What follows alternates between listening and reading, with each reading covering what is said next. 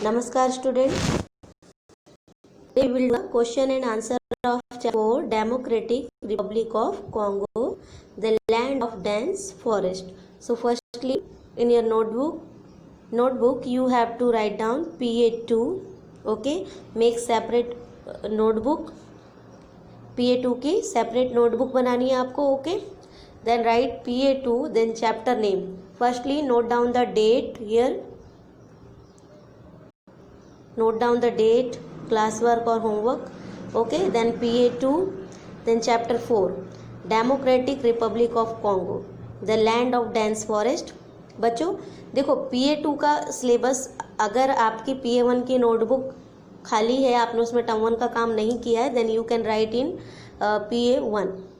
और अगर आपने PA1 में ही टर्म 1 कर लिया है तो आप PA2 के लिए न्यू नोटबुक बनाओगे. Okay, so write down the PA2, then chapter 4 Democratic Republic of Congo, the land of dense forest, then leave one line. Okay, then start question number 1. You have to write full question number 1 जैसे मैंने लिखा है, you can write like it. What type, first question, what type of climate does Democratic Republic of Congo have and why? अब हमें क्या बताना है बच्चों कि Democratic Republic of Congo के का जो क्लाइमेट है वो कैसा है और क्यों है. ओके, तो what type of climate does democratic republic have? The democratic republic of the climate of democratic republic of Congo is tropical. Democratic republic of Congo का क्लाइमेट कैसा है? ट्रॉपिकल. और ट्रॉपिकल क्लाइमेट कैसा होता है? Hot and humid, because it is a landlocked country. और इसका कारण क्या है? क्योंकि इसके चारों तरफ लैंड है, ये पानी के पास नहीं है. Okay, rainfall occurs daily through out the year. और यहाँ पर जो रेनफॉल है वो डेली होता है, डेली पूरे साल होता है, स्पेशली इन द आफ्टरनून. और बारिश जो है वो स्पेशली किस टाइम होती है? आफ्टरनून में, after the scorching heat of the mid day में जितनी भी हीट होती है उन्हें ये सब ऑब्जर्व करते हैं और फिर वहाँ पर ह्यूमिडिटी बनती है जिसकी वजह से बारिश होती है. Now the second question, question number 2, name 3 trees of commercial use found in democratic republic of Congo.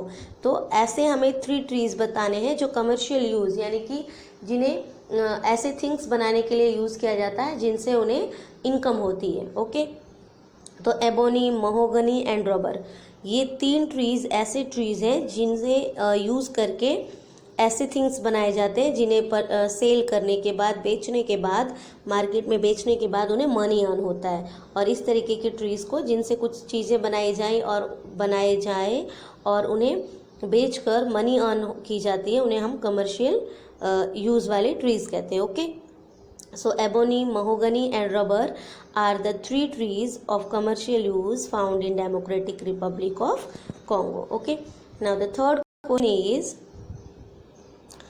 question is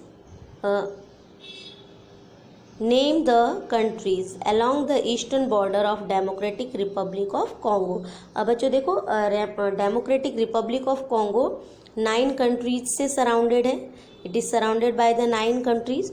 तो 9 कंट्रीज़ में से ईस्ट साइड में यानी कि उसके ईस्टर्न बॉर्डर पे जो कंट्रीज़ आती हैं हमें उनके नाम लिखने हैं यहाँ पे. Okay, so the countries along the eastern border of democratic republic of Congo are Tanzania, Uganda, then Rwanda and Burundi. Okay, हमारे 4 कंट्रीज़ हैं जो कि डेमोक्रेटिक रिपब्लिक ऑफ कॉन्गो के ईस्टर्न बॉर्डर पर हैं. ओके, ईस्टर्न बॉर्डर के साथ हैं. Okay, now the 4th number question is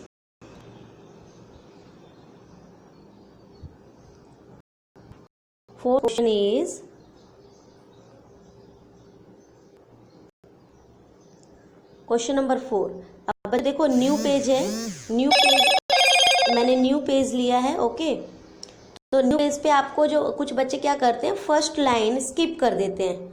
first line को स्किप नहीं करना है. अगर आपने न्यू पेज लिया है तो न्यू पेज की फर्स्ट लाइन से ही आपको काम स्टार्ट कर देना है. तो आप क्या करोगे, फर्स्ट लाइन पे ही क्वेश्चन नंबर 4 पूरा लिखना है। क्वेश्चन 4, हु आर पिग्मीज, पिग्मीज कौन है ये हमें बताना है। तो आपने पढ़ा था pygmies are lives near the Congo basin, यानी कॉन्गो बेसिन में रहने वाले लोगों को क्या कहा जाता है, पिग्मीज। ओके, और pygmies are consider to the original inhabitants of Africa, Africa के ओरिजिनल इनहेबिटेंट्स से पिग्मीज। ओके, और ये कैसे होते हैं, देखो मैंने यहाँ शॉर्ट में लिखवाया है। अगर कभी ये क्वेश्चन लॉन्ग में आए तो आपको क्या लिखना होगा, pygmies are considered to be the original inhabitants of Africa.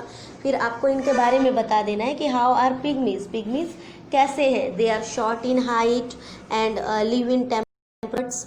Okay, और टेम्पररी हट्स से हैं।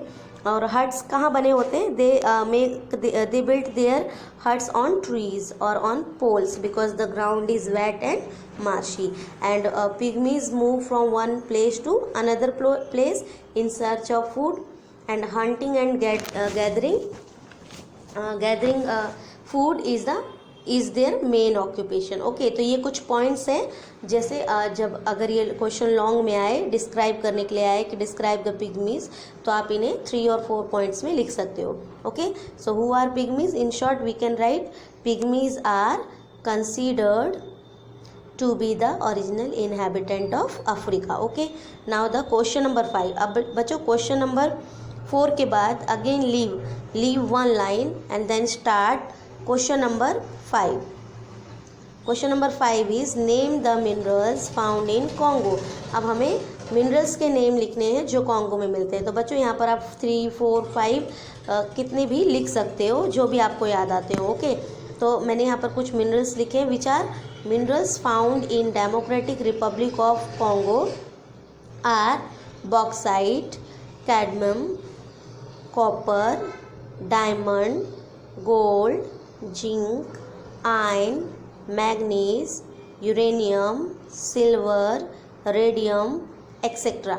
तो बच्चों ये मिनरल्स हैं, कुछ मिनरल्स हैं। इसके अलावा भी और भी मिनरल्स जो है डेमोक्रेटिक रिपब्लिक ऑफ कॉन्गो में मिलते हैं। तो इन सब मिनरल्स के नेम आपको लिखने हैं और लर्न करना है। ओके, आप आंसर में 3, 4 और 5 मिनरल्स के नेम लिख सकते हो। अगर आप पूरा लिखना चाहते हो तो you can right full, otherwise you can right only 4 और 3 एंड राइट एक्सेट्रा। ओके, तो आपका chapter number 4 the democratic republic of Congo is done. Okay, question answer is done, question answers are done, and in our next video we will do the exercise and multiple choice question, fill ups, MCQs, true false and matching in textbook, and also we'll do the question bank of chapter 4 in worksheet. Okay student, now take care and bye.